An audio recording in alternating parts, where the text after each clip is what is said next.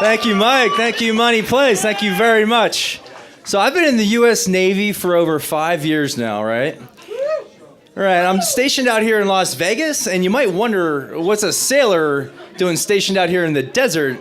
Sailors should be surrounded by water and prostitutes, and 1 out of 2 ain't bad. There's not much water out here in Vegas. But there's a lot of water at the North Pole now because of global warming melting all the ice and killing all the polar bears.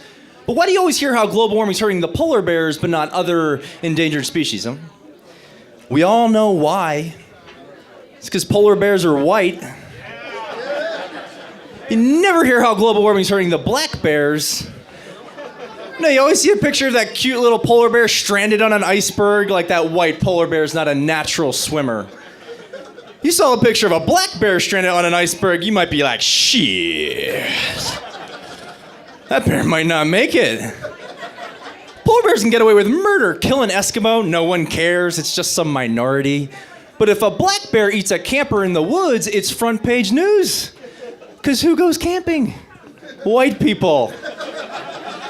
The truth is, global warming is affecting the black bears. Their forests are getting smaller and more violent. They don't even call it the forest anymore. They just call it the wood. I don't know why I'm talking American bear politics here. It's not going to matter in 50 years when all the Chinese panda bears take over the world. It's good to be environmentally conscious, though, but some people can take it a little too far. Like my ex-girlfriend, for example, she was so environmentally conscious that she insisted on using 100% biodegradable latex condoms. Yeah, biodegradable condoms. So long story short, I'm a father. That thing biodegraded like a Listerine breath strip. Yeah, I got a baby on board bumper sticker now, which is weird. But not as weird as the people who drive their cars around with Transformers stickers on them. We all know Transformers don't exist in real life, unless you're talking about women in Las Vegas here.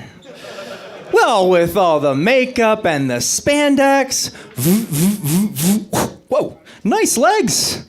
But when that comes off, you're a Decepticon. What happened? I shouldn't make fun of women. My relationships don't really tend to work out. Bad communication, like this one girl I was dating. It was going great. So the 4th date when she goes, Brendan, we really need to DTR. I go, whoa, I'm in the military, deal with 3-letter acronyms all day at work. Please don't talk to me in acronyms. Oh, that's just define the relationship. Oh, DTR. Yeah, DTR. After 4 dates, LOL. Haven't heard from her since. That was back before I moved out here to Vegas. I just moved out here in the late summer into a really nice new apartment. It's great, but a few months ago, I started hearing some really annoying sounds coming out of the woodwork in my new apartment. I'm like, do I have roaches? Do I have roaches coming out of the woodwork?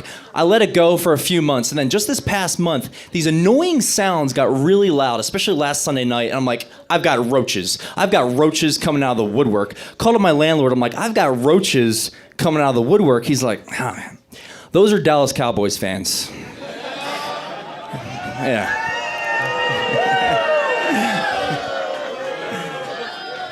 Yeah. We get those every fall. Just like roaches, when they're good, they're everywhere. But when they're bad, they scatter and choke when they have to go play up north. Yeah. Go Packers. Yeah. Gotta love football, man. It's the playoffs. I think we like football so much in this country that it makes us bad at soccer. We're never going to win a World Cup in soccer because of football. But then you think about, the immigration situation from Latin America, and you're like, you know what? Let's unite this country. Let's win the next World Cup. Give these immigrants green cards. Tell them to avoid the red cards. And yellow cards? Also no bueno.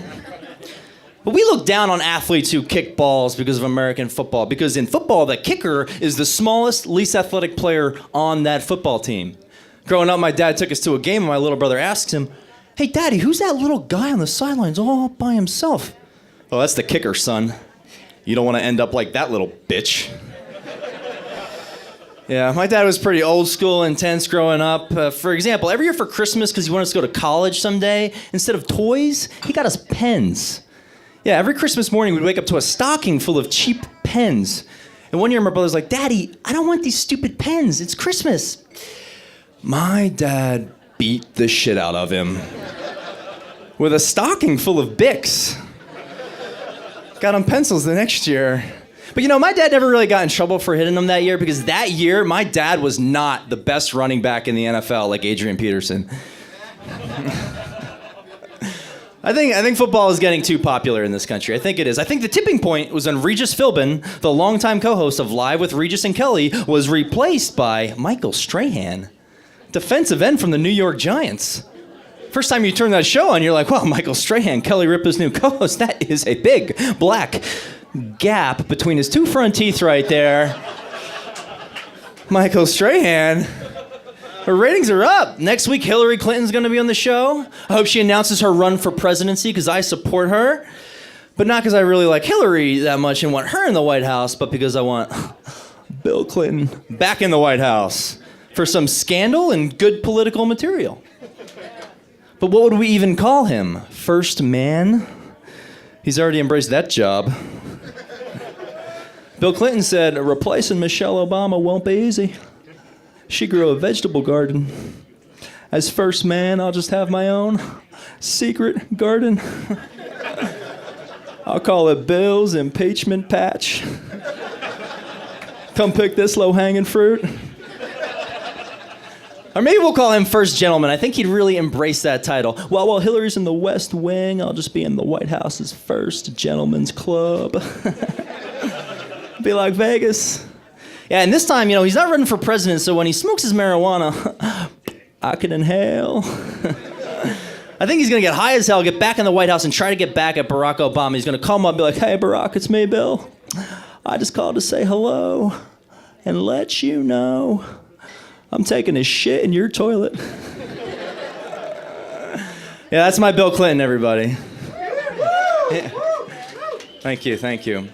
So the best thing about being in the Navy is getting to go overseas to foreign countries, and some are different than others. If you go to China, and you're an American in China, it's great. They all think you're a movie star. Unless you're black, you're in the NBA. But they all thought I was the American actor Jake Gyllenhaal, which was great. But not when Brokeback Mountain just came out. Yeah. Got hit on by a lot of guys. And I used to really like Asian girls. I went to China with the yellow fever. Just got the chills, But it's good to be here in the Navy. It's been good to me, but not all sailors, not everyone starts out as lucky. Some kids are 18 years old. They're standing in a courtroom. They're staring at a judge who tells them, son, you can either go to jail and shower with men or join the Navy and shower with free men. They're called seamen. Yeah. I'm out here at the Air Force Base now. Not many seamen around. Any Air Force folks in the house tonight? Make some noise. All right. Yeah, love my Air Force friends. The Army, not so bad, but the Marines can be a little slow. For example, I used to work on helicopters, and some people in the Air Force call them whirlybirds, and in the Army they call them choppers, right? But in the Navy we call them helos. But what do the Marines call them?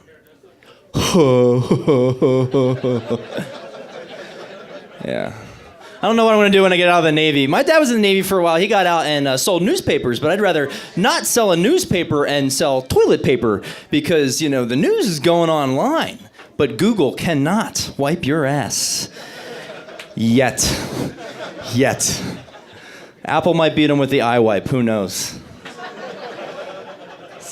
It's great to go overseas and come back to the States, but we always forget how many homeless people we have here, and you really want to help these guys out, spare some change. I just don't carry a lot of cash on me. I really think if these hobos are going to ask to take your money, they better start taking card.